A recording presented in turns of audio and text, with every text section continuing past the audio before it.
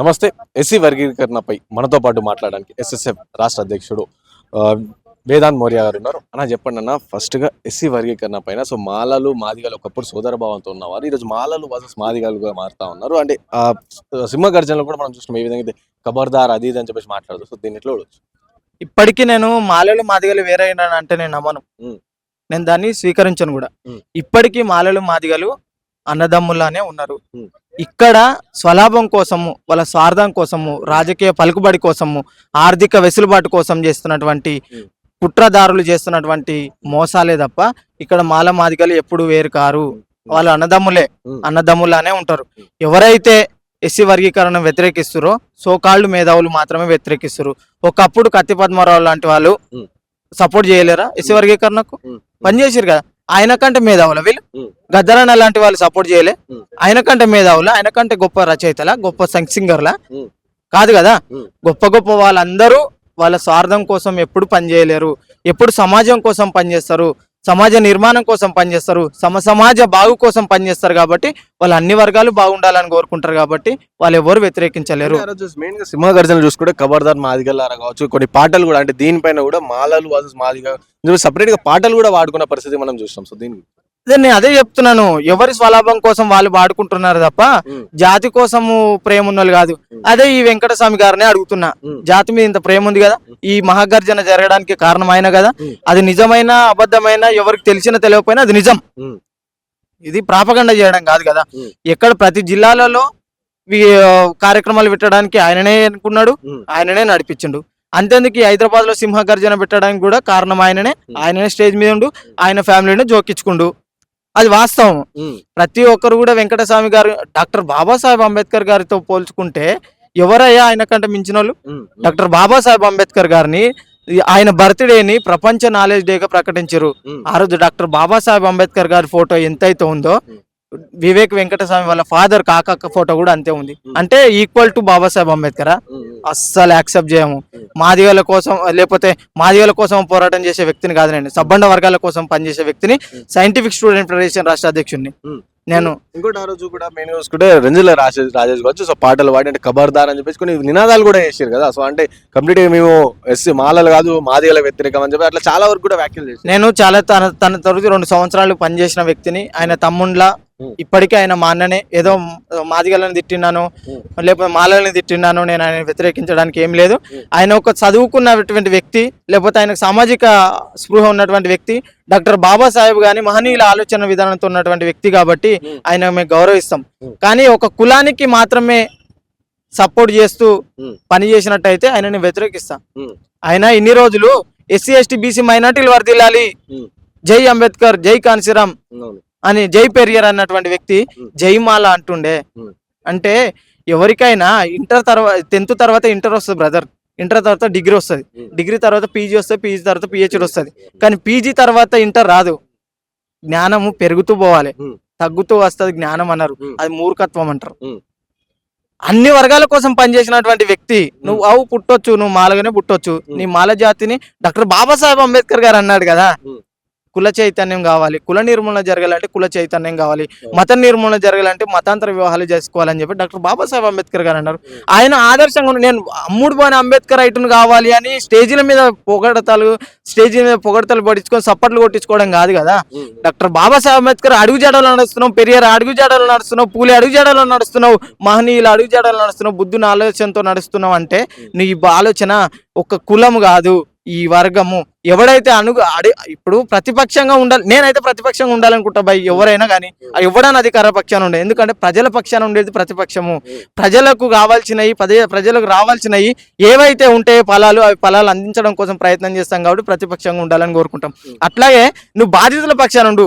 Periyar sir ఏమంటాడు, ఒక దేశము అణిచివేస్తుందంటే, ఒక దేశంలో అణిచివేత జరుగుతుందంటే పెద్ద దేశం చిన్న దేశాన్ని అణచివేస్తుందంటే చిన్న దేశం వైపు ఉంటాను, ఒక పెద్ద రాష్ట్రం చిన్న రాష్ట్రాన్ని అణచివేస్తుందంటే చిన్న రాష్ట్రం వైపు ఉంటాను, ఒక అణగారిన వర్గాన్ని ఒక అధిక వర్గము అణచివేస్తుందంటే చిన్న వర్గానికి ఉంటాను. అలాగే ఒక జెండర్ ఒక అబ్బాయి అమ్మాయిని కించపరుస్తున్నట్టు నా అమ్మాయి వైపు ఉంటాను, కానీ నేను ఎప్పుడైనా సరే అణిచివేత వైపు ఉంటానని చెప్పేసి పెరియార్ అన్నాడు. మరి ఆయన గురించి నువ్వు మాట్లాడతావు కదా, మరి ఎందుకు ఇప్పుడు ఎస్సీ రిజర్వేషన్ జరిగితే నీకేమైతుంది? నీ ఆస్తిలో వాటా అడుగుతున్నారా ఎస్సీ మాదిగలు? ఉమ్. అరే ఇప్పుడు 15% రిజర్వేషన్ ఉంది, మాలలకు 6% ఉంది, మాదిగలకు 7% ఉంది, సబ్ కాస్ట్ మాదిగల సబ్ కాస్ట్ ఒకటి, మాలల సబ్ కాస్ట్ ఒకటి ఉన్నది. ఇప్పుడు దీంట్లో ఓ రకంగా చెప్పాలంటే తెలంగాణలో మాదిగల జనాభా ఎక్కువ, మాలల జనాభా తక్కువ. మాలలు ఒక 100% తీసుకున్నట్టయితే 100లో 40% మాలలు ఉంటే, 30% మాలలు ఉంటే, 50% మాదిగలు ఉంటే, 10% వీళ్ళు 10% వాళ్ళు ఉన్నారు. అలాంటప్పుడు నీకు 6% వస్తే నీకే మేలు కదా. ఇప్పుడు 6% ఉంటే నీకే మేలు, మాదిగా కేడ మేలు అవుతుంది. ఇంకా ఎక్కువ జనాలు ఉన్నారు, వాళ్ళకే సరిగా రాదు. నువ్వు అక్కడ ప్రతి దాంట్లో ఆర్థికంగా నువ్వు దోసుకుందామని చూస్తావు, ఉద్యోగ పరంగా దోసుకుందామని చూస్తావు. నువ్వు ఏదైనా సరే నువ్వు దోసుకుందాము లేదంటే దాచుకుందాం అనే కాన్సెప్ట్ లో ఉన్న తప్ప నీ తమ్ముడు అన్నావు, నీ సోదరుడు అన్నావు, నీ సోదరుడు బాగుపడదా? అరే ఒక ఇంట్లో ఉన్నాం బై, నలుగురు అన్నదమ్ములం ఉన్నాం, నలుగురు అన్నదమ్ములు, నాయన సంపాదించిన ఆస్తి నలుగురు పంచుకుంటారా, ఒకడే తీసుకుంటాడా? ఇప్పుడు ఒక రకం నేనే చెప్తా. ఇప్పుడు బాబాసాహెబ్ అంబేద్కర్ గారు భిక్ష వల్ల నేను చదువుకుని ఇంత దూరం వచ్చిన. నేను చదువుకున్నా, పీజీ చేసిన, LLB చేసిన, ఇంతవరకు చదువుకుని వచ్చిన. కానీ మా అన్న వాళ్ళు ఏం చదువుకోలే. కానీ నేను చిన్నగా ఉన్నప్పుడు నాకేమి లేనప్పుడు, నేను అసలు చదువుకున్నప్పుడే మా అన్న కష్టపడ్డాడు, మా ఫ్యామిలీ కోసం కష్టపడ్డాడు. ఆయన సంపాదించిన పైసలు మా నాన్నకి ఇచ్చిండు. మా నాన్న డబ్బులు తీసుకొని ఒక ల్యాండ్ కొన్నాడు. ఈ రోజు మా నాన్న ఉన్నా లేకపోయినా, ఇప్పుడు మా అన్న వచ్చి అది నేను కష్టపడితే వచ్చింది ఆ భూమి, నేను ఒక్కనే తీసుకుంటా అంటే కలుస్తా? అది అందరి ఆస్తి కదా, ఉమ్మడి ఆస్తి కదా. ఉమ్మడి ఆస్తి నలుగురికి రావాలి. అంటే ఇన్నొద్దులు కూడా ఇట్లనే మాది వాళ్ళు మేము జనాభా తక్కువ ఉందని చెప్పుకుంటే మమ్మల్ని మోసం చేశారు. సో ఇప్పుడు మా కులంలో చైతన్యం వచ్చింది, అందుకనే మేము ఆ జనాభా చూపించాలి, మా పవర్ చూపించడానికి సింహగర్జన పెట్టుకున్నాం అని చెప్పి చాలా మంది మాలలు చెప్తున్నాం. అదే నేనేమంటున్నా, ఎవరి కులం కోసం వాళ్ళు పాటుపడండి, ఎవరి కులాన్ని వాళ్ళు చైతన్యం తీసుకురండి, నేను కాదంటలేను. ఏ కులానికి చైతన్యం కావాలని నేను వస్తాను. ఎందుకంటే కుల చైతన్యం జరిగితే కుల నిర్మూలన జరుగుతుంది. ఆ కుల నిర్మూలన కోరుకునే వ్యక్తిగా నేను వస్తాను. మీరు సింహగర్జనలే కాదు, మీరు ఏ గర్జన పెట్టుకోరి, మిమ్మల్ని మీరు ప్రమోట్ చేసుకోండి, ఒక వ్యక్తిని కించపరచొద్దు అంట నేను. ఇప్పుడు ఇది ఎట్లుందంటే, ఒక సమస్య ఉంది, ఒక పేపర్, వైట్ పేపర్ మీద ఒక చిన్న గీత ఉంది, అది సమస్య. ఆ గీతను చెడిపేయాలంటే రబ్బర్ తోటి గీయాలి, అంటే తూడిపేయాలి. కానీ మీరు ఏం చేస్తారంటే ఆ చిన్న గీత దగ్గర పెద్ద గీత పెడతారు, అంటే ఆ గీత చిన్నది అవుతుంది, గీత పెద్ద అవుతుంది. అంటే ఈడ వర్గీకరణను మేము వ్యతిరేకిస్తలేము, మాకు సుప్రీంకోర్టు ఇచ్చిన తీర్పుని వ్యతిరేకిస్తున్నాము. భారత రాజ్యాంగం పరంగా తీసుకోండి అని అంటుండు. భారత రాజ్యాంగం లేకపోతే సుప్రీంకోర్టు ఎక్కడిది బ్రదర్? భారత రాజ్యాంగానికి లోబడి నడుస్తుందా, లేకపోతే మనస్ఫూర్తి ధర్మానికి లోబడి నడుస్తుందా, క్రిస్టియన్ ధర్మానికి లోబడి నడుస్తుందా, లేకపోతే బైబిల్కి లోబడి నడుస్తుందా, లేకపోతే భగవద్గీతకు లోబడి నడుస్తుందా, భారత రాజ్యాంగాన్ని బట్టి నడుస్తుందా సుప్రీంకోర్టు? అల్టిమేట్ గా నడిచేది భారతదేశంలో మన అందరికీ దిక్సూచిగా ఉన్నటువంటిది ఏకైకది, మనకన్నిటికీ హక్కులను అధికారాన్ని అన్నిటిచ్చేది భారత రాజ్యాంగం. భారత రాజ్యాంగంలో భాగమే కదా సుప్రీంకోర్టు. అది కాదా ప్రజాస్వామికంగా వచ్చింది కదా. అమెండ్మెంట్ తీసుకురంటే వస్తుంది, అమెండ్మెంట్ కూడా వస్తుంది. అదే ఇప్పుడు నువ్వు అమెండ్మెంట్ రాలేదు కాబట్టి నువ్వు సుప్రీంకోర్టు తీర్పుని మేము వ్యతిరేకిస్తున్నాం, ఏమన్నా పార్లమెంట్ లో బిల్లు పాస్ చేయండి, అదే బిల్లు పాస్ చేయడానికి నేను ముందుంటాను. నువ్వు నా తమ్మునిగా నా ఇంటుండు, లేకపోతే నా అన్నగా నా ఇంకుండు, లేకపోతే నువ్వే ముందుండు. ఒక మాలగా నువ్వు ముందు సుప్రీంకోర్టుని వ్యతిరేకిస్తున్నాం బై, సుప్రీంకోర్టు తీర్పు మాకు నచ్చట్లేదు, సుప్రీంకోర్టు తీర్పు అవసరం లేదు, మేము ఏదైతే అమెండ్మెంట్ కోరుకుంటున్నామో, ఏదైతే చట్టాన్ని కోరుకుంటున్నామో ఆ చట్టం పార్లమెంట్ నుంచి వస్తేనే మేము కోరుకుంటాం అంటే అదే చేద్దాం. నువ్వు పోరాటం చేయి, నేను పోరాటం చేస్తాను. ఇప్పుడు వ్యతిరేకం కాదంటావు, తిట్టపోర బాడకం అన్నట్టు కాదు, ఇది తిట్టపోరా బాడకం అన్నట్టు. అంటే నువ్వు తిట్టను అని చెప్తున్నావు, మళ్ళీ బాడకం అంటున్నావు, ఏంది లాభం? అంటే నీ మెయిన్ ఎజెండా ఏంది? వ్యతిరేకము. ఏదో బయట నుంచి వాళ్ళు వ్యతిరేకం కాదు మేము అంటే, అరే నా బరాబర్ మంచి మాట్లాడుతురా బయట తోపురా అని. ఏది లేదు, బొంగు, అంత బొంగు. ఇది ఏమున్నా వాళ్ళ స్వలాభం కోసం చేస్తున్నటువంటి కథనే. అంటే వెంకట్ గారు చెప్తా ఉన్నారు, ఇది నా మంత్రి పదవి కోసం దేనికోసం కాదు, నా మాలలు జాగృతం కావాలి, నా మాలల కోసం చేస్తున్నా, అదే సింహ ఘర్షణ రేపు కావాలంటే ఇంకా పెద్ద ఘర్షణలు కూడా పెడతాను అని చెప్పేసి కూడా వివేక్ గారు చెప్తాను. వావ్, సూపర్ సూపర్, మంచి క్వశ్చన్ అడిగినావు. ఈ క్వశ్చన్ కు వెంకటస్వామి గారు ఆన్సర్ ఇస్తే నేను చాలా హ్యాపీగా ఫీల్ అవుతా. ఎందుకు చెప్పనా? డాక్టర్ బాబాసాహెబ్ అంబేద్కర్ ఫే బ్యాక్ ద సొసైటీ అన్నాడు. ఎస్, డాక్టర్ బాబాసాహెబ్ అంబేద్కర్ ఫే బ్యాక్ ద సొసైటీ అన్నాడు. అంటే నువ్వు సంపాదించిన దాంట్లో ఒక 10వ భాగమైన నీ సొసైటీకి ఇవ్వము అన్నాడు. అవునా? మరి వివేక వెంకటస్వామి గారు కోట్లు సంపాదించింది కదా, ఒక మాదిగ సోదరికి అడుగుతలే నేను, ఒక ఇండియన్ సిటిజన్ గా, ఒక తెలంగాణ సిటిజన్ గా అడుగుతున్నాను.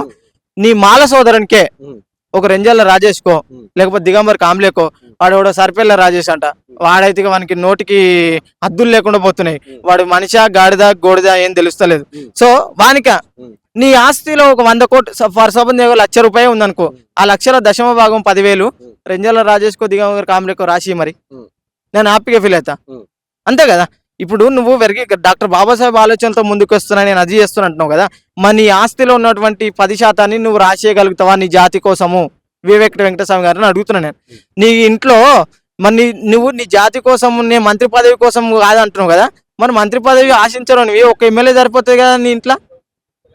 నీ ఇంట్లో ఒక ఎమ్మెల్యే సరిపోతుంది కదా, ఎందుకు మరి నీ అన్నకి ఎమ్మెల్యే పదవి ఎందుకు, నీకు ఎమ్మెల్యే పదవి ఎందుకు? అంతే నీ కొడుకుని ఎంపీ చేయాల్సిన అవసరం ఏముంది? నీ జాతికి ఇంకో జాతి నీ ఇవ్వచ్చుగా, నీ జాతి బాగు కోసం పనిచేస్తున్నావు కదా, నీ జాతిలో ఇంకొక నీ అదే దిగంబర్కి ఏమని చెప్తున్నా నేను. దిగంబర్కే ఏమంటున్నా, నీ అన్నను రాజీనామా చేయమను, నీ అన్నను రాజీనామా చేసి దిగంబర్కి ఏమను, నీ కొడుకుని రాజీనామా చేయమని అదే రెంజాల రాజేష్కి ఏమను. నేను వచ్చి పని చేస్తా, మరి చెయ్యి, మరి చేస్తావేమో, నీ జాతి కోసం పని చేస్తున్నావుగా. అదేం లేదు, డొల్లా ఏదంటే గాలిదేరా అంటే మొత్తానికి మోసం చేసి జనాలలో పేరు సంపాదించుకోవాలి, పేర్లు సంపాదించుకొని పైసలు దానుకోవాలి, లేదంటే ఉన్న పైసలు కాపాడుకోవాలి. ఇగో మందకృష్ణ మాది గారు బీజేపీ తోడు పొత్తు పెట్టుకుంటూ బీజేపీ దగ్గర మనవాది అంటాడు. మరి నీ వెంకటస్వామి ఏడుండు, వివేక్ వెంకటస్వామి ఏడేడు పార్టీ తిరిగి, కాంగ్రెస్ కోలేడా, టిఆర్ఎస్ కోలేడా, బీజేపీ కోలేడా? ఆయన తిరిగిన పార్టీ ఏంది మరి? ఈయనేమనాలి, రాజకీయ వేసి అనల్లా. అంతే కదా. మిస్టర్ రెంజాల రాజేష్ గారు అండ్ దిగంబర్ కాంబ్లే గారు, మీరు దీన్ని నోటెడ్ చేసుకోండి. మరి వివేక్ వెంకటస్వామి గారిని ఏమనాలి? రాజకీయ వేసే అంటే ఒప్పుకుంటారా మీరు? కాదండి. ఆలోచించండి. సమాజం కోసం పనిచేస్తున్నారు, సమాజ నిర్మాణం కోసం పనిచేస్తారు. కులం మతం లేదు, ప్రాంతీయ విభేదాలు లేవు, మానవత్వం వర్ధిల్లాలని పనిచేస్తున్నారు. ఆ రకంగానే పనిచేయండి. బుద్ధిజీవులుగా పనిచేయండి, బుద్ధిస్టులుగా పనిచేయండి. కానీ ఒక కులవాదిగా, ఒక కుల అహంకారంతో మాత్రం పనిచేయద్దని చెప్పేసి సైంటిఫిక్ స్టూడెంట్ ఫెడరేషన్ ద్వారా నా ద్వారా కూడా మిమ్మల్ని రిక్వెస్ట్ చేస్తున్నాను. దీంట్లో కూడా ప్రధానంగా చూసుకుంటే సో మందకృష్ణ గారు తన ఆస్తులు పెంచుకోవడానికి, అలాగే మాదిగలు కావచ్చు, సో మాదిగలు కావచ్చు, వాళ్ళ ఆత్మగౌరవాన్ని తీసుకెళ్లి బీజేపీ మనువాది కాల పెట్టేసిరు అని చెప్పి అంటున్నారు. అంటే ఆయన తన స్వలాభం కోసం ఇవన్నీ చేస్తున్నారు, మాదిగలను దూరం చేస్తున్న మందకృష్ణ గారి అని చెప్పేసి కూడా వాళ్ళు ప్రధానంగా దీన్ని అయితే నేను వ్యతిరేకిస్తాను బ్రదర్. ఒక జాతి కోసం ఒక వ్యక్తి పోరాటం చేయొచ్చు, ఒక జాతి కోసం ఒక వ్యవస్థ పోరాటం చేయొచ్చు, లేకపోతే ఒక వ్యవస్థ కోసం ఒక జాతి పోరాటం చేయొచ్చు. కానీ ఒక వేదాంత మౌర్య అనే వ్యక్తి